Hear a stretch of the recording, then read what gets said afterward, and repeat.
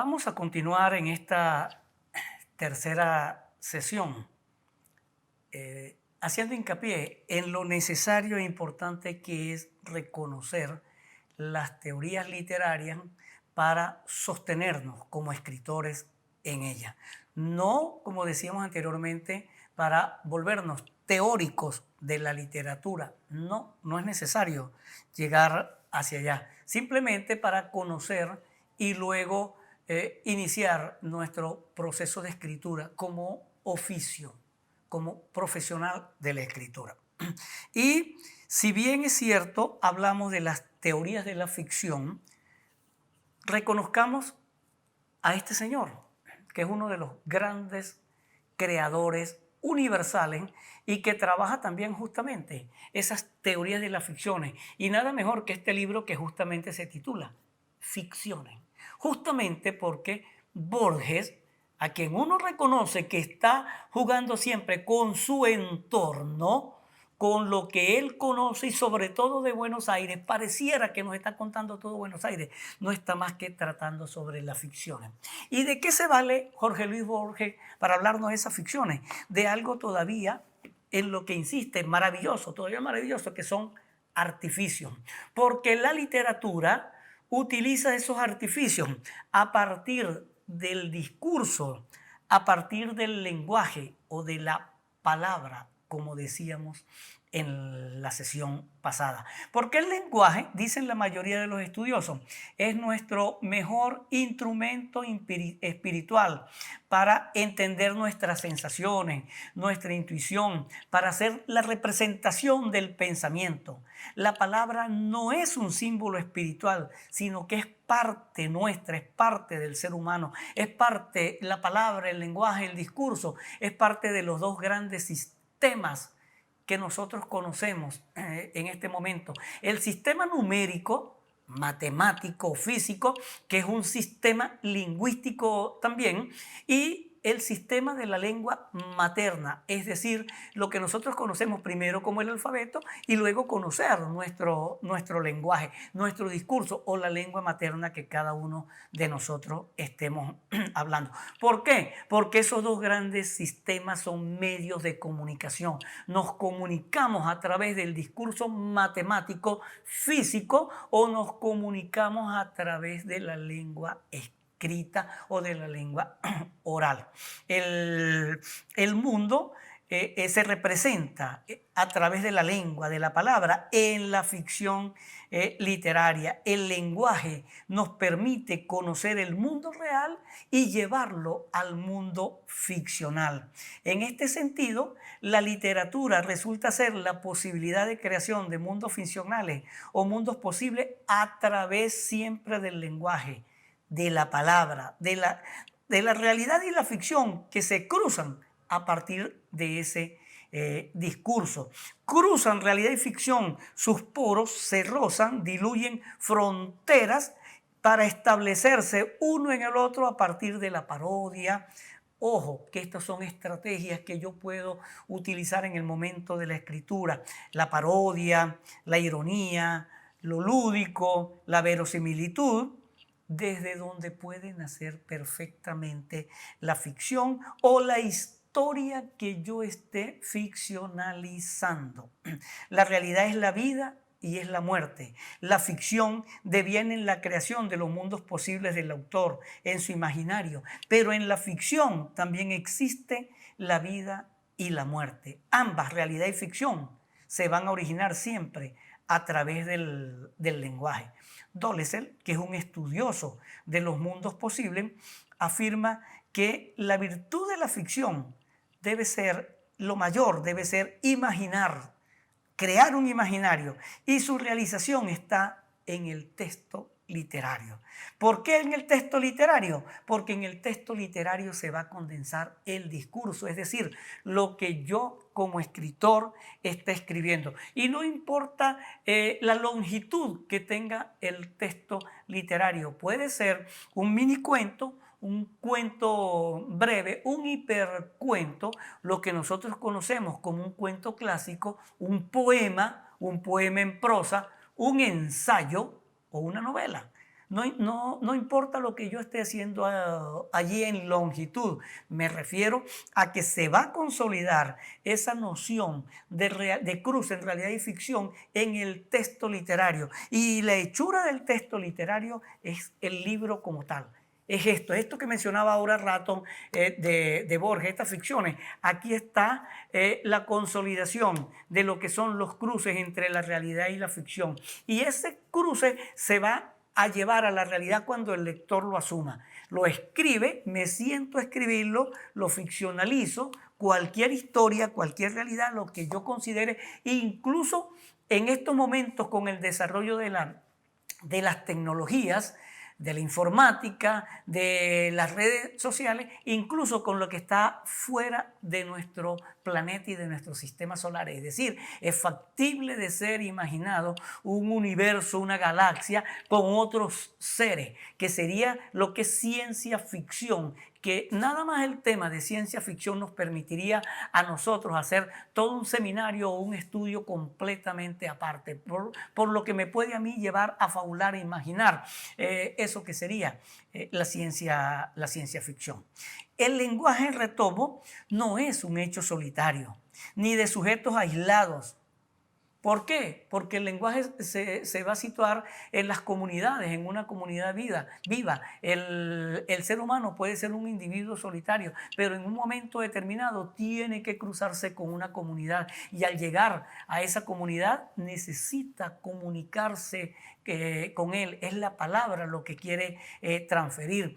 Cuando desea hacer arte por medio de la escritura, entonces produce cualquiera de esos textos literarios, estos que nosotros hemos venido mencionando, que no son los únicos. Esos distintos textos literarios es donde el escritor va a resaltar entonces eso que ha escrito. Esto que Jorge Luis Borges, Adolfo Bioy Casares y Silvina Ocampo decidieron llamar literatura fantástica para seguir hablando de realidad y la ficción. Esta es la consolidación de un imaginario que a lo largo de los siglos el ser humano en cualquier parte del mundo ha imaginado como lo que es lo fantástico, como aquello que rompe con la realidad y con la realidad, aquello que nace aparente del mundo real, pero que se escenifica en lo ficcional. Esta búsqueda de sentido que nosotros como escritores debemos darlo al texto, lo tenemos que lograr y lo vamos a reconocer. También lo decíamos anteriormente a partir de leer. A partir de la lectura, nosotros comenzamos a leer cualquier texto y debemos ir desentrañándolo y reconociendo sus transversalidades, sus entrecruzamientos, reconociendo dónde está la ficción y de dónde viene la ficción. El texto literario deviene una obra de arte que tiene sentido y que bien es cierto que me puede mostrar a una sociedad o al pensamiento o al imaginario de una determinada comunidad.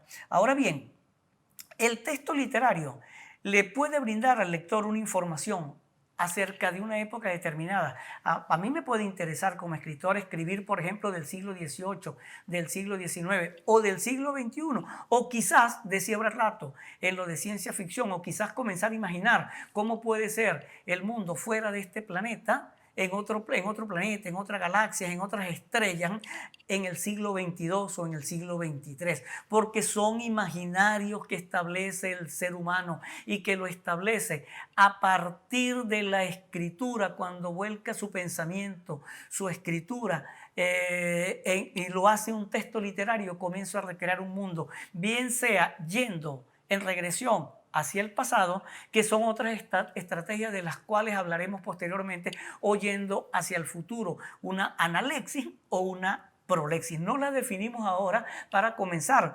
posteriormente a meternos con ella. Pero el texto literario me tiene que mostrar a mí un momento determinado, o quizás me deje a mí en una especie de ambigüedad o de limbo en donde yo no sepa exactamente la época. Puede haber unas anacronías o unos anacronismos en donde pasado, presente e incluso futuro se crucen tan constantemente que no me permitan a mí en un momento determinado de la lectura o de la escritura que estoy llevando adelante determinar a qué época se refiere. Esto es otra de las estrategias, porque para ir hacia el pasado yo parto de la memoria, del ejercicio de la memoria, y yo comienzo entonces a ficcionalizar ese otro mundo que en un momento determinado conocí o que me contaron los padres, los abuelos, o que yo en algún otro texto lo leí. Eso es lo polifónico,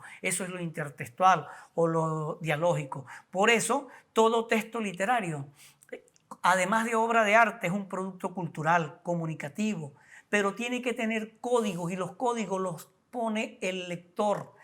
El escritor debe descifrarlos, el lector. Los códigos tienen que ser signos, sistemas y lenguajes que me permitan a mí como escritor interaccionar con allí sí, con el lector. ¿Para qué? Para ver si el lector logra desentrañar todo lo oculto que yo estoy enviando en ese discurso, en esa fábula que estoy haciendo, porque estoy mostrando, como decía, no la realidad, sino fabulando sobre la realidad, enviando unos códigos determinados sobre esa realidad. Algo que yo quiero decir, algo que quiero insinuar, una simulación, ese imaginario que quiero mostrar para que el lector entonces reinterprete o trate de entender el tejido de mi escritura, el tejido cultural, el tejido social, el tejido literario y sobre todo ficcional, entendiendo que no es una fotografía, sino una polifonía, que el ser humano piensa muchísimo y en un momento determinado 2 o 3 cosas a la vez. Puede pensar, como decíamos hace poco, puede pensar las cosas más extraordinarias. Estoy escribiendo, voy en el transporte y de pronto comienzo a pensar que soy el atleta más extraordinario que llega a las Olimpiadas. Nadie cree en él y de pronto está ganando los 100 metros plano contra todo pronóstico, y en aquel pensamiento yo voy soltando todo un imaginario y todo un universo. Y si eso lo llevo a la escritura, a lo mejor resulta sorprendente o intrascendente, pero allí está el imaginario funcionando, ¿sí? Allí está ese pensamiento fluyendo, eso que yo quiero decir o contar, o me pudiera estar llevando a esos otros mundos que a veces resultan terribles, aberrantes, caóticos. Pensemos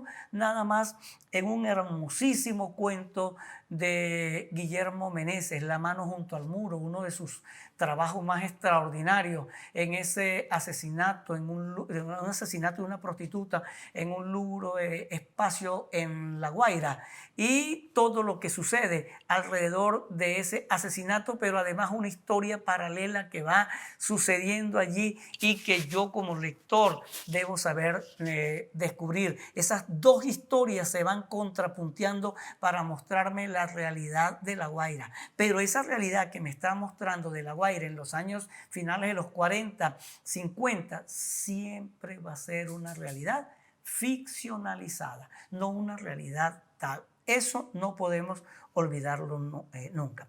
En este sentido, entonces, toda obra literaria lo que representa o instaura es la ficcionalización de un mundo posible, y lo va a hacer desde el lenguaje que está lleno de construcciones culturales que yo reconozco, o desde mi formación como escritor, porque aquí entra mi formación, todo lo que yo he adquirido, he aprendido, he leído a lo largo de mi vida, toda mi formación, pero también todas mis carencias, todas mis minusvalías. Allí en la escritura, en mi escritura, deben estar, por ejemplo, las pulsiones humanas, los complejos, los miedos, los terrores que llevan a los sujetos a asumir estados de agitación, de agresión, de promiscuidad, de enajenación. Es decir, mostrando lo que subyace en el interior del ser humano, esos monstruos que decíamos en la sesión anterior, de ese que sueña, que está soñando que lo están agrediendo, que lo están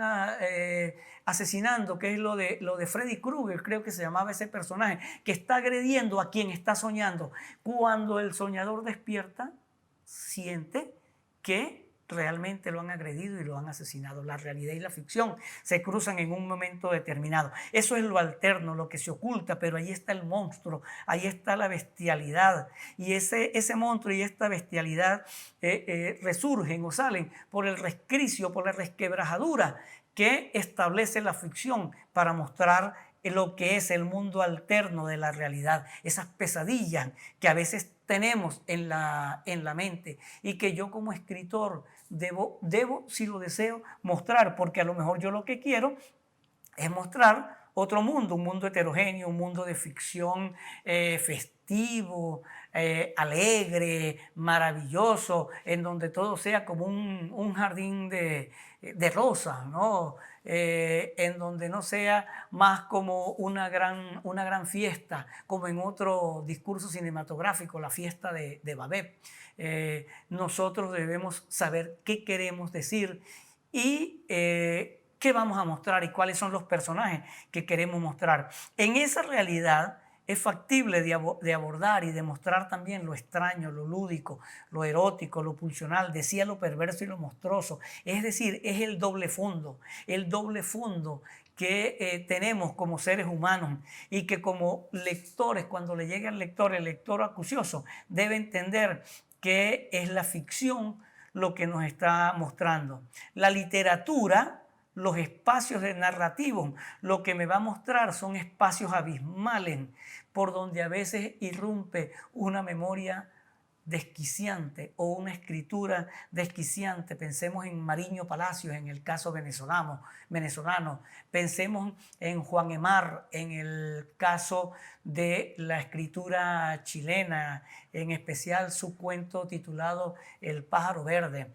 Pensemos en El hombre muerto a puntapié de Pablo Palacios, ecuatoriano. Es decir, distintos escritores que emergen y que escriben unas realidades otras, unas realidades desquiciantes, que ya no es lo festivo, pero que sigue siendo siempre ficción, que nos está mostrando parte de esas elucubraciones sociales, fantasmales, punzantes y desquiciantes, los extrañamientos que van en la literatura, en donde hay una cosmogonía, donde habita y persisten atmósferas lúdicas de ficción y realidad, es decir, esos otros mundos posibles donde el ser humano puede existir ciertamente, pero no deja de ser un ser inverosímil, un ser de ficción intentando subsistir, a veces un ser retando a lo monstruoso o a veces un ser viviendo desde lo sagrado, un ser retando a la muerte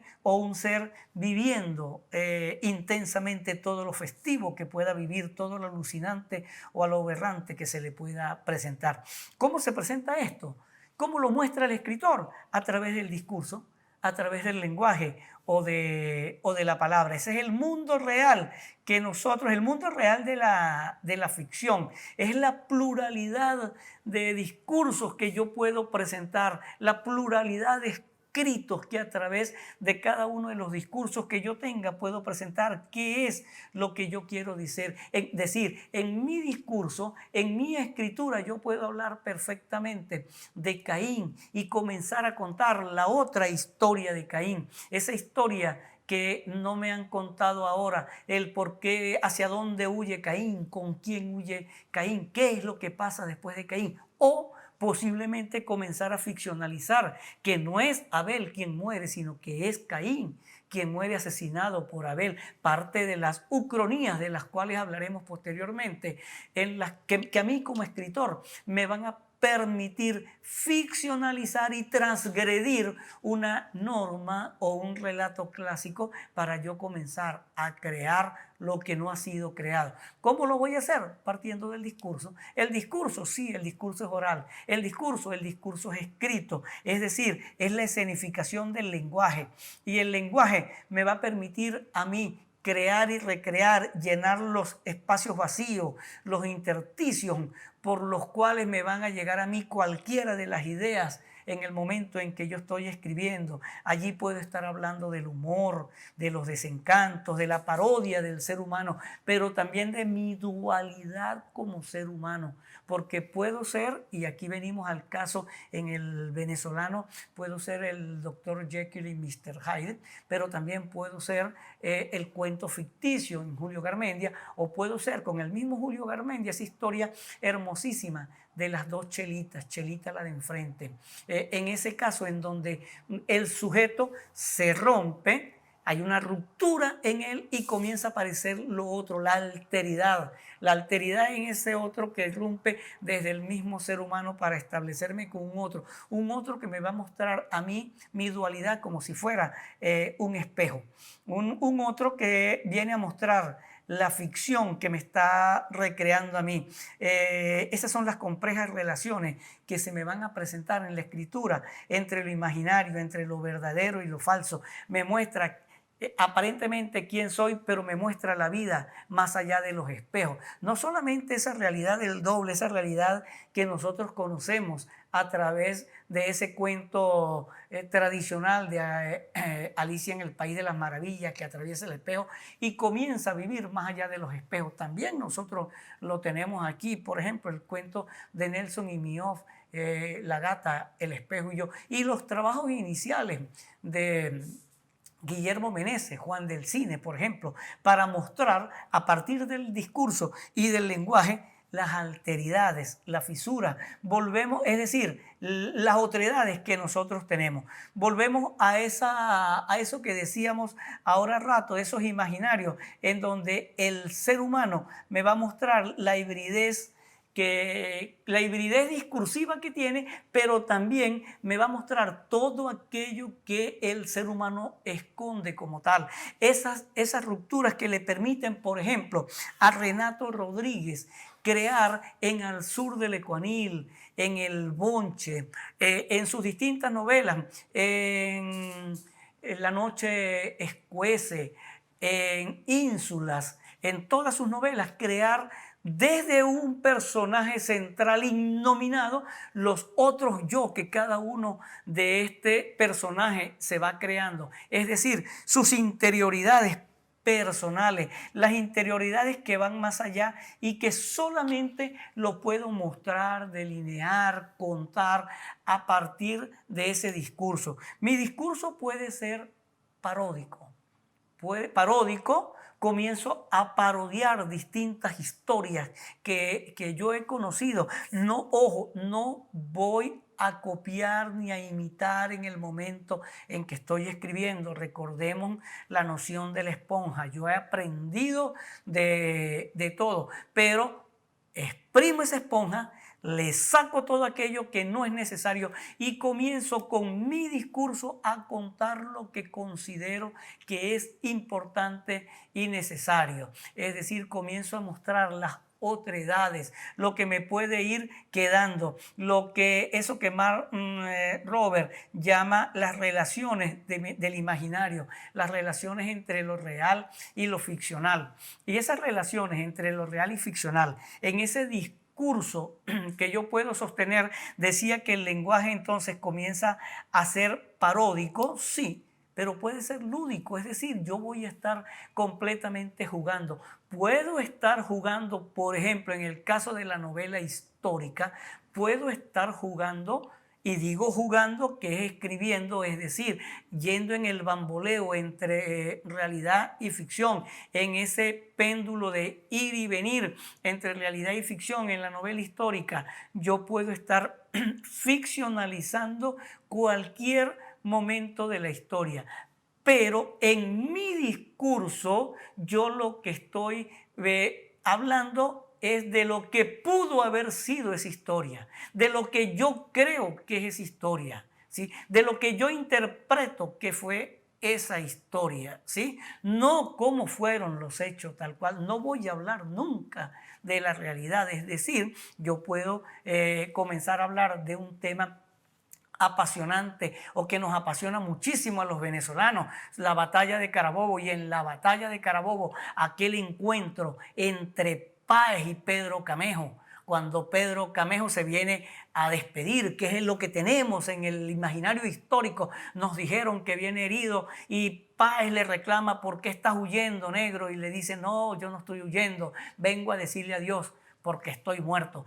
Eso es lo que en la historia supuestamente me está contando algo que aconteció. Cuando yo como escritor comienzo a ficcionalizar el momento, yo estoy parodiando ese posible instante que pudo haber acontecido, pero lo voy a decir con mis palabras. Voy a creer que fue lo que sucedió antes y voy a manifestar qué fue lo que sucedió posteriormente, porque a mí la ficción me puede decir que este guerrero Pedro Camejo llega herido y realmente se despide, pero que el general se va furioso a acabar con los realistas o que sufre un ataque de epilepsia. Eso me lo va a permitir a mí el lenguaje y el discurso. Y de eso seguimos hablando en la siguiente sesión.